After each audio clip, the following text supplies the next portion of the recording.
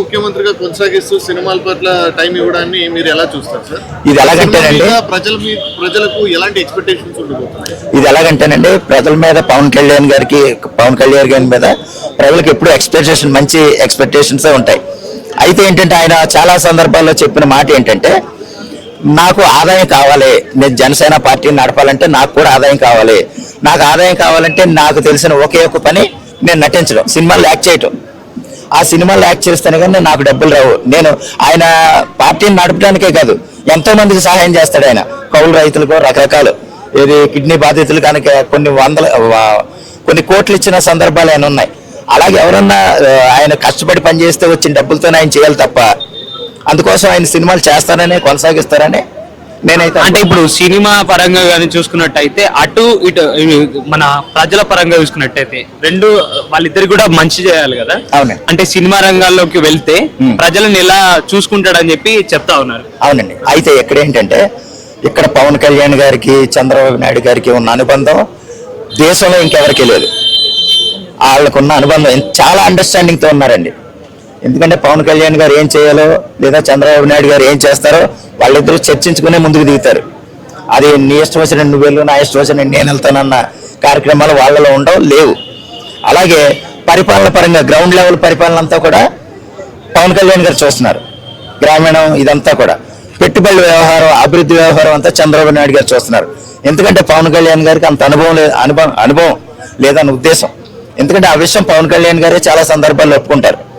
దానికోసం ఏంటంటే పవన్ కళ్యాణ్ గారు ఆయన పద్ధతిలో ఆయన వెళ్తున్నారు, చంద్రబాబు నాయుడు గారు రాష్ట్ర అభివృద్ధి కోసం ఆయన తిరుగుతున్నారు. ఇప్పుడు మనం మొన్న కనుక చూసుకున్నట్టయితే టీవీకే అధినేత ఎవరైతే సినీ హీరో విజయ్ గారు, తలపతి విజయ్ గారు 69th ఫిల్మ్ కి ఆయన పులి స్టాప్ పెట్టేశారు. ఆయన సినీ జీవితానికి పూర్తిగా ప్రజలకు సేవ చేయడానికి వస్తున్నా అని చెప్పి కామెంట్ చేయడం జరిగింది. అదే విధంగా పవన్ కళ్యాణ్ గారు కూడా చేయొచ్చు కదా అని చెప్పి ప్రజలు ఆకాంక్షిస్తున్నారు. దీన్ని నేను ఇదే విధంగా అనుకుంటానంటే అండి, తమిళనాడు అక్కడ వ్యవహారం వేరు, ఇక్కడ వ్యవహారం వేరు.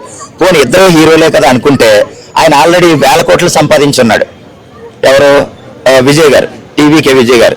పవన్ కళ్యాణ్ గారు ఎప్పుడప్పుడు ఆయన ఉంచుకోరండి డబ్బులు, అది సహజం, అందరికీ తెలిసిందే. ఆయన ఎప్పుడు కూడా జేబులో డబ్బులు పెట్టి తిరగడం, లేదా ఆయనకి ఈ పక్క నుండి ఇచ్చేవాళ్ళు ఉంటే ఇవ్వచ్చు, కానీ 100 కోట్లు 1000 కోట్లు ఇచ్చేవాళ్ళు అయితే లేరు. పార్టీని నడపాలంటే ఖచ్చితంగా ఆయన సినిమాలు యాక్ట్ చేయాలి. ఇక్కడ విజయ్ గారితో మనం పోల్చకూడదు, ఎందుకంటే విజయ్ గారు ఆల్రెడీ సంపాదించున్నారు కాబట్టి. ఇక్కడ పవన్ కళ్యాణ్ గారు ఏంటంటే ఏదో ఒక ఆదాయ సోర్స్ ఆయనకు కావాలి. ఆదాయ సోర్స్ కావాలంటే ఆయనకు తెలిసిందని సినిమాల్లో నటించడం. రాజకీయాల్లో ఎవరైనా కొంతమంది సహాయం చేస్తే చేస్తారు, కానీ ఏంటంటే ఆయన అవసరాలన్నీ మాత్రం తీరవు. అందుకోసం అయినా సరే ఆయన సినిమాలో చేస్తారు. ఆయన చేసినందుకు మాత్రం ఎవరు వ్యతిరేకిస్తారని మాత్రం నేను అనుకోవట్లేదు. ఎందుకంటే మన ఓజీ వచ్చిన చాలా మంది సంతోషించారు, కానీ ఈడేంటి మన ఉప ముఖ్యమంత్రి ఏంటి సినిమాల్లో నటించడం ఏంటని ఆయన ఎవరైతే విమర్శించలేదు. అంటే మా సమస్యలు పరిష్కరించేది ఎవరు, ఆయన సినిమాలు చేసుకుంటూ పోతా అని చెప్పి ప్రజలు అంటా ఉన్నారు. యాక్చువల్ గానండి, ప్రజలు అలాగంటూ ఉంటారు, అలాగ అనిపిస్తారు. కొంతమంది ప్రజలతో అనిపిస్తారు. ఎలాగంటే ప్రభుత్వ కార్యక్రమాలు తీరాలంటే ఒక సంతకం చాలండి, ఒక ప్రెస్ మీట్ చాలు, లేదా ఒక మాట చాలు. నిరంతరం 18 గంటలు వాళ్ళతో, ఎందుకంటే బేభత్సమైన మనకి ప్రభుత్వ యంత్రాంగం ఉంది. ఎమ్మెల్యేలు ఉన్నారు, ఎంపీలు ఉన్నారు, ఐఏఎస్లు ఉన్నారు, కలెక్టర్లు ఉన్నారు, లేదా చాలా మంది ఉన్నారు. వాళ్ళందరూ రిపోర్టింగే మనకు పవన్ కళ్యాణ్ గారికి వెళ్తుంది. మీరు ఎలా చేయండి అని చెప్తే సరిపోతుందండి, ఆయన దగ్గరుండి చేసి చూపించక్కల్లా. అందువల్ల ఏంటంటే అన్ని పనులు ఆటోమేటిక్గా అన్నీ జరుగుతాయి. చంద్రబాబు నాయుడు గారు అన్నా సపోజ్ ఎక్కడన్నా ఏదన్నా ఇప్పుడు పెట్టుబడి పెట్టాలనుకోండి, ఆయన శంకుస్థాపన చేసి వస్తాడు అంతే. ఆ రోజు అక్కడ కొబ్బరికాయ కొట్టెళ్తే సరిపోద్ది, అక్కడ బిల్డింగ్ తయారైపోద్ది. ఆయనే గోడ కట్టి లేకపోతే రంగులేసి చూపించక్కల్లా. అదేవిధంగా ఇప్పుడు జగన్మోహన్ రెడ్డి గారికి భయపడి పెట్టుబడిదారులు ఎవరు కూడా రావట్లేదు ఆంధ్రాకి అని చెప్పి చెప్తా ఉన్నారు. ఎవరు పేరుని నారి గారు ఇట్లా అలాంటి వాళ్ళు. అవునండి. దీనిపై మీరు ఏ విధంగా? నేనేమంటారంటే, అది ఇండైరెక్ట్ గా బెదిరిస్తే ఎవరో రారేమో కదా అనుకుంటారండి వాళ్ళు, కానీ అందరూ వస్తారు. ఎందుకంటే అక్కడ పేరు నానినో జగన్మోహన్ రెడ్డినో చూసి రారు. ఇక్కడ చంద్రబాబు నాయుడు గారిని, పవన్ కళ్యాణ్ గారిని. పవన్ కళ్యాణ్ గారిని కూడా కాదు, పవన్ కళ్యాణ్ గారు ఏంటంటే పూర్తిగా ప్రభుత్వ యంత్రాంగంలో ఉన్నారు. కేవలం చూసేది మాత్రం చంద్రబాబు నాయుడు గారి చూసి ఆయన. ఎందుకంటే అంతకుముందు దేశం మొత్తం మీద, అంటే ఇది ఈ మాట అనొచ్చు అనకూడదో తెలియదు, కానీ చంద్రబాబు నాయుడు గారు, ఎల్కే అద్వానీ గారు, వాజ్పేయి గారు కూర్చుని ఉంటే మోడీ గారు వెనకాల ఫైల్ పట్టుకుని నిలబట్టడం నాకు తెలుసు. ఈ ఫోటో నేను చూశానండి, మోడీ గారు వెనకాల ఫైల్ పట్టుకుని నిలబట్టడం నేను చూశాను. ఎందుకంటే ఆయన అంత స్థితిలో ఉన్నాడు. ఇప్పుడు ప్రధానమంత్రి అయిపోయారు కాబట్టి ఆయనకు ప్రోటోకాల్ ఉంటుంది, ఆయనకి ఇచ్చే గౌరవం ఆయనకి ఇవ్వాలి కాబట్టి చంద్రబాబు నాయుడు గారే వెళ్ళి కలుస్తారు, అది వేరే. ఆ విధంగా ఆయన ఎంతో దేశం మొత్తం మీద ఎంతో పేరు ఎక్కడో బిల్ గేట్స్ అండి ఢిల్లీలో దిగి డైరెక్ట్ హైదరాబాద్ వచ్చే పరిస్థితి. ఎక్కడ వాజ్పేయి గారిని కలవచ్చు, కాదు చంద్రబాబు నాయుడు కలవటానికి వచ్చేవారు తిన్నగా. అంత పేరు అంత గౌరవంగా ఒక ప్రధానమంత్రి ఒక ప్రాంతీయ రాష్ట్ర ముఖ్యమంత్రిని గౌరవించాడు వాజ్పేయి గారు. ఈ చరిత్ర అంతా మాకు తెలుసండి. ఇప్పుడు ప్రతిపక్ష హోదాలో ఉండి మన జగన్మోహన్ రెడ్డి గారు ప్రజల పక్షాన నిలబడి ప్రభుత్వాన్ని ఎందుకు ప్రశ్నించడం లేదు, అంటే ఎందుకు రావట్లేదు ఆయన ప్రశ్నించడానికి ప్రజల తరపున అని చెప్పి. ఇప్పుడు యాక్చువల్ గా ఎలాగో చెప్పనండి, ఆయన వ్యవహారం ఎలాగుంటదంటే ఆయనకి ఏదన్నా స్క్రిప్ట్ ఇవ్వాలి. ఆయన సొంతంగా యాక్చువల్ గా మనం విమర్శించకూడదు, కానీ ఆయనకి ఏమీ తెలియదండి. 250 మంది ఉంటారంటారు, 250 మంది అండి, 250 మంది సలహాదారులు ఉన్నారు. ఎంతమంది ఆయనకి వచ్చిన సీట్లు 150 ఎన్నో వచ్చినాయి కదా, 151 సీట్లు ఏది ఎమ్మెల్యేలు ఉండగా వాళ్ళందరూ మరి ఏ సలహాలు ఇస్తారో నాకు అర్థం కాదు. 24 మంది ఎంపీలు ఉన్నారు, వాళ్ళేం సలహాలు ఇచ్చేస్తారో అర్థం కాదు. అయితే నేను గమనించిన ఇదేంటంటే అండి, ఎవరైనా సరే నువ్వేం చేస్తున్నావు జగన్మోహన్ రెడ్డి, ఈ పని ఏంటి, నువ్వు టీచర్లతో మందమించడం ఏంటి అని అంటే గనక సంబంధం లేని శాఖ మంత్రులు కూడా దాడి చేయడానికి మాత్రం వచ్చేసేవారు అందరూ. ఇప్పుడు సంబంధం లేని ఇప్పుడు సపోజ్ కరోనా టైం సార్, టీచర్లు స్కూల్ ఖాళీగా ఉన్నారు, గవర్నమెంట్ ఎంప్లాయీస్ ఎందుకు ఖాళీగా వదిలిపెట్టకూడదు అనే ఉద్దేశంతోనే వైన్ షాప్ లో కూర్చోబెట్టారు జగన్మోహన్ రెడ్డి గారు అని నాని గారు కూడా అన్నారు సార్ రీసెంట్ గా.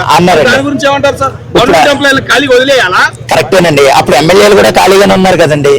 ఎమ్మెల్యేలు కంటే వాళ్ళని కూడా అక్కడ లైన్ లో టీచర్లు అమ్మటం ఏంటండి, టీచర్లు అమ్మటం ఏంటి? టీచర్ పరీక్ష రాసి పాస్ అయ్యి వచ్చారు, ఎమ్మెల్యే లాగా జేబులు కొట్టేవాడు అందరినీ కష్టమా జేబులు కొట్టేవాళ్ళు అంటే.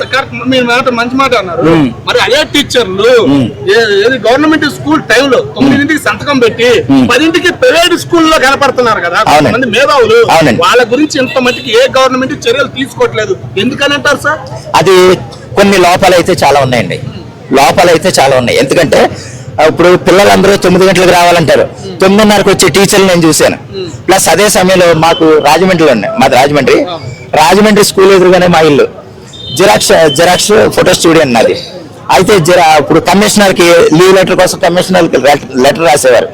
ఆ లెటర్లో ఒక గెజిటెడ్ టీచర్ లెటర్ రాస్తే ఎన్ని తప్పులు ఉండేవో. అంటే డియర్ కమిషనర్ అనే పదం రాయటం రాని వాళ్ళు కూడా టీచర్లే. ఎంత ఉదాసీనమైన మాట చూసుకోండి.